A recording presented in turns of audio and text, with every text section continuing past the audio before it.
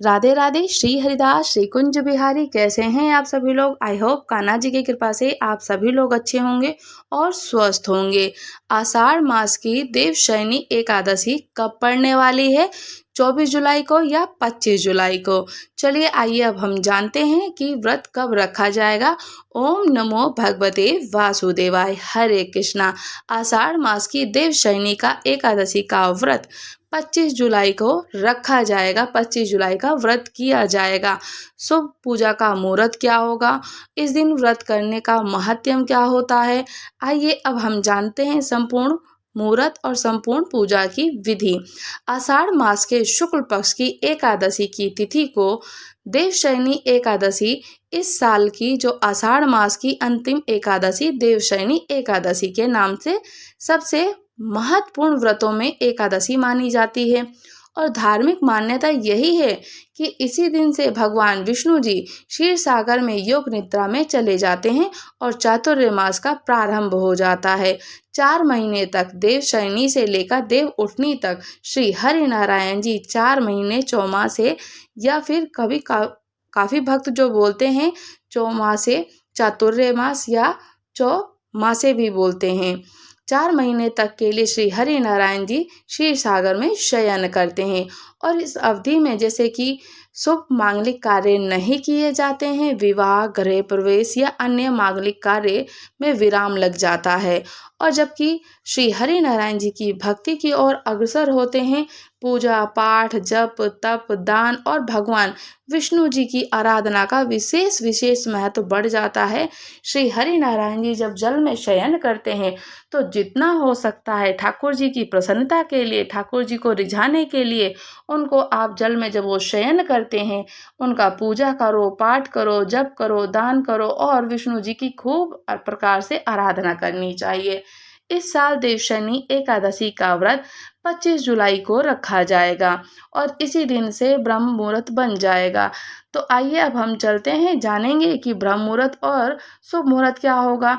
हिंदू पंचांग के अनुसार 2026 में आषाढ़ माह के शुक्ल पक्ष की देवशयनी एकादशी तिथि का आरंभ होगा।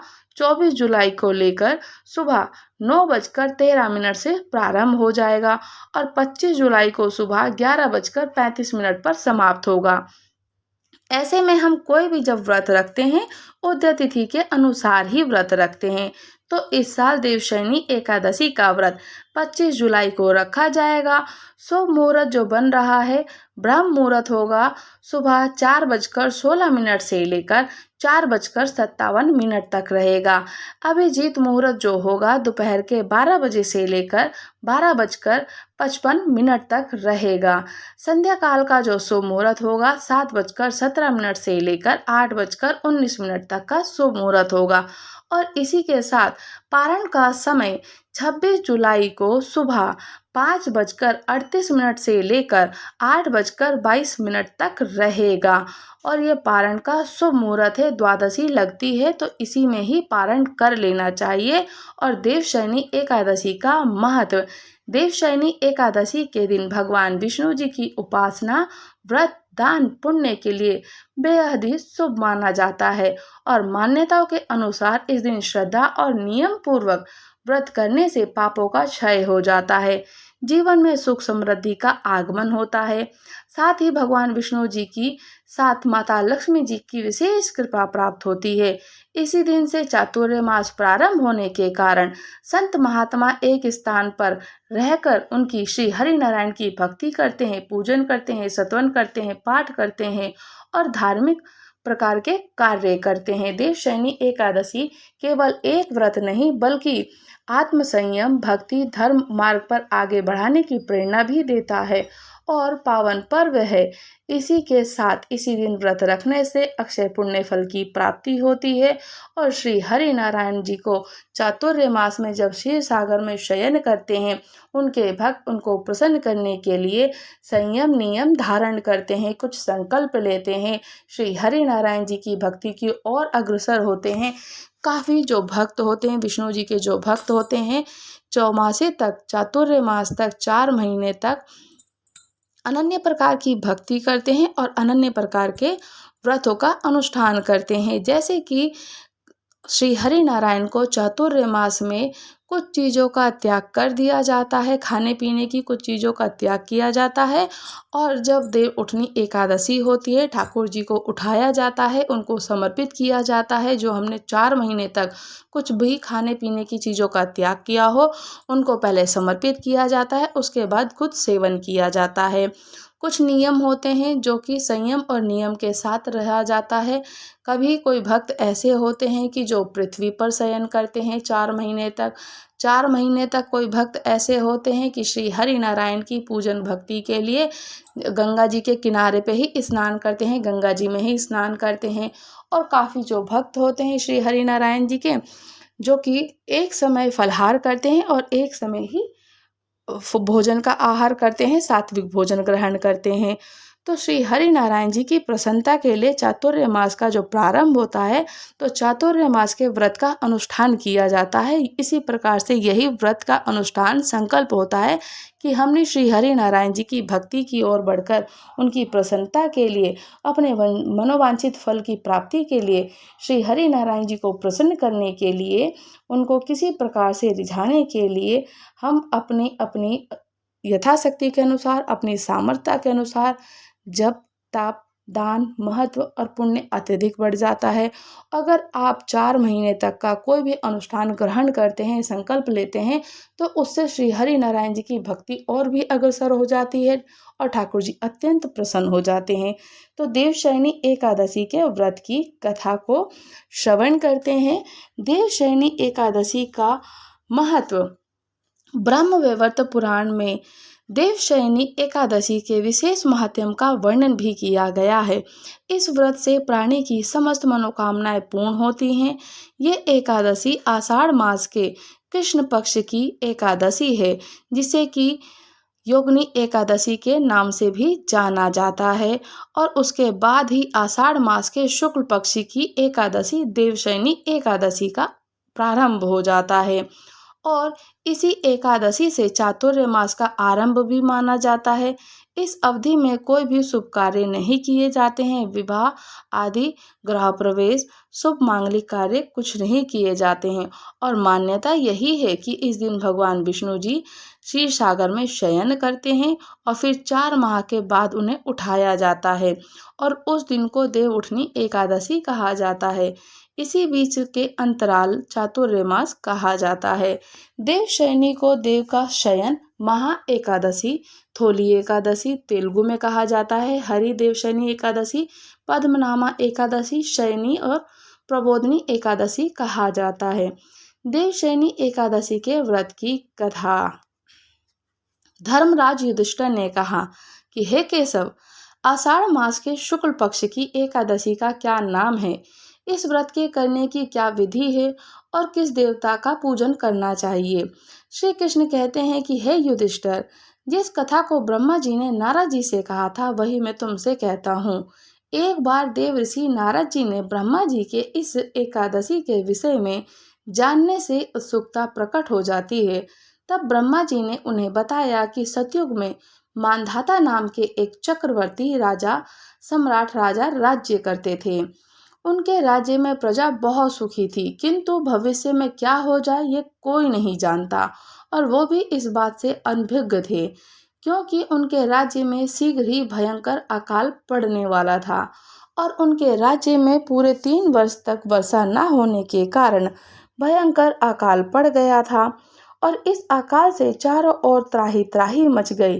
धर्म पक्ष के यज्ञ, हवन, पिंडदान और कथाव्रत आदि में कमी हो गई थी। जब मुसीबत पड़ी तो धार्मिक कार्यों में प्राणी की रुचि नहीं रह जाती है। प्रजा ने राजा के पास जाकर अपनी वेदना की दुहाई दी। राजा ने तो इस स्थिति को लेकर पहले से ही दुखी थे और वे सोचने लगे कि आखिर मैंने ऐसा कौन सा पाप कर्म किया है जिसका दंड मुझे इस रूप में मिल रहा है।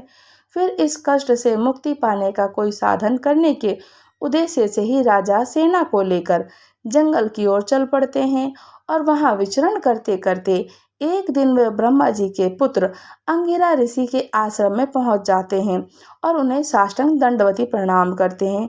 हे ऋषिवर, अपनी आशीर्वाद के पश्चात कुशल क्षेम पूछते हैं और फिर जंगल में विचरने के अपने आने का आश्रम और मुझे प्रयोजन बताइए कि आप यहाँ किस प्रकार से और क्यों आए हैं। तब राजा ने हाथ जोड़ करके कहा कि महात्मन, सभी प्रकार के धर्म का पालन करता हूँ। मैं अपने राज्य से दुर्भिक्ष का दृश्य देख रहा हूँ। आखिर किस कारण ऐसा हो रहा है? कृपया इसका मुझे समाधान करिए। यह सुनकर महर्षि अंगिरा ने कहा कि राजन, सब युगों से उत्तम यह सतयुग है।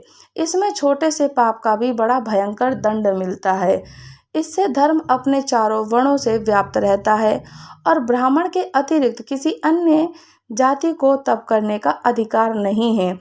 जबकि आपके राज्य में एक शूद्र तपस्या कर रहा है और यही कारण है कि आपके राज्य में वर्षा नहीं हो रही है। जब तक वह अकाल को प्राप्त नहीं होगा तब तक वह दुर्भिक्ष, यहाँ की प्रजा दुर्भिक्ष से शांत नहीं होगी। दुर्भिक्ष की शांति उसे मरने से ही संभव है, जो इस ब्राह्मण, जो शुद्र जाति का यहाँ तप कर रहा है। किंतु राजा का हृदय एक निरपराध शूद्र तपस्वी का समन करने को कोई तैयार ही नहीं था, उसको मृत्यु का दंड देने के लिए तैयार ही नहीं था। उन्होंने कहा कि हे देव, मैं उस निरपराध को मार दूं, ये बात मेरे मन को स्वीकार नहीं है। कृपया करके आप कोई मुझे दूसरा उपाय बताएं। तब महर्षि अंगिरा ने बताया कि आषाढ़ माह के शुक्ल पक्ष की एकादशी का व्रत करो और इस व्रत के प्रभाव से अवश्य ही वर्षा होगी। राजा अपने राज्य की राजधानी को लौट आते हैं और चारों वर्णों सहित पद्मनाम एकादशी, देवशयनी एकादशी विधि पूर्वक से व्रत करते हैं। व्रत के प्रभाव से उनके राज्य में मूसलाधार वर्षा होती है और पूरा राज्य धन धान्य से परिपूर्ण हो जाता है। ब्रह्मवैवर्त पुराण में देवशयनी एकादशी के विशेष महात्म्य का वर्णन भी किया गया है और इसी व्रत से प्राणी के समस्त मनोकामनाओं की पूर्ति होती है। तो बोले श्री लक्ष्मी नारायण भगवान की जय हो।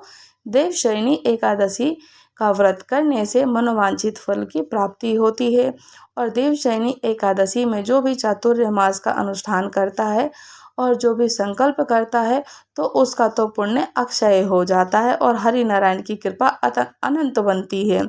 और देवशयनी एकादशी का व्रत हो या कोई भी एकादशी का व्रत हो, श्री हरि नारायण जी को ही समर्पित है और उनको अत्यंत अत्यंत प्रिय है एकादशी का व्रत। जो भी विष्णु के भक्त होते हैं, श्री नारायण के भक्त होते हैं, तो एकादशी का व्रत अवश्य करें। या किसी कारण से व्रत नहीं कर सकते हैं, तबीयत खराब है, दवाई खानी पड़ती है या व्रत नहीं रहा जाता है, तो कम से कम इतना तो करें कि एक पहर तक, दोपहर के 12 बजे तक आप जल को ग्रहण ना करें या फिर किसी भी चीज़ का ग्रहण ना करें। तो और ठाकुर जी की पूजा, मंत्र का उच्चारण, ओम नमो भगवते वासुदेवाय का उच्चारण या विष्णु सहस्रनाम का पाठ करें या विष्णु जी की चालीसा पढ़ें, ओम नमो भगवते वासुदेवाय मंत्र का उच्चारण करें, नमो नारायण मंत्र का उच्चारण करें, तो ये आप कर सकते हैं। इससे भी श्री हरि नारायण अत्यंत अत्यंत प्रसन्न होते हैं। जब श्री हरि नारायण जी को हम फल फूल धूप दीप नैवेद्य समर्पित करते हैं, उनकी आरती करते हैं, उनकी प्रदक्षिणा करते हैं, तो हमें कपूर से आरती अवश्य करनी चाहिए। उससे हमें तत्क्षण ही 1000 अश्वमेध यज्ञ के पुण्य फल की प्राप्ति हो जाती है।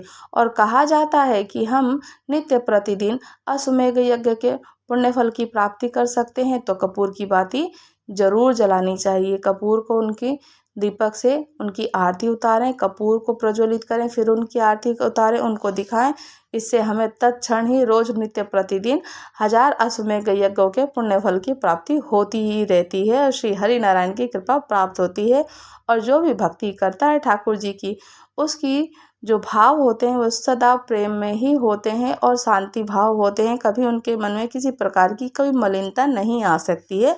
और ठाकुर जी की कृपा को प्राप्त करने के लिए आप उनकी पूजा, जो भक्ति करते हैं, कहें कि हे प्रभु, हमसे जो भी अपराध हुए वो क्षमा कीजिए और जो हमारे पुण्य हैं, जो हमारे खाते में जाते हैं, वो सब कुछ आपको समर्पित हैं और आप ही देख लीजिएगा कि हमारे साथ हमारा क्या करना है, किस प्रकार से आपको रखना है, वही रखें। हम तो बस आपकी शरणागत में हैं।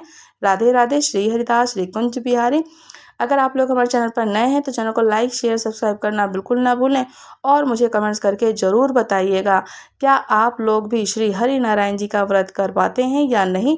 तो राम नाम का उच्चारण अवश्य करें। राधे राधे।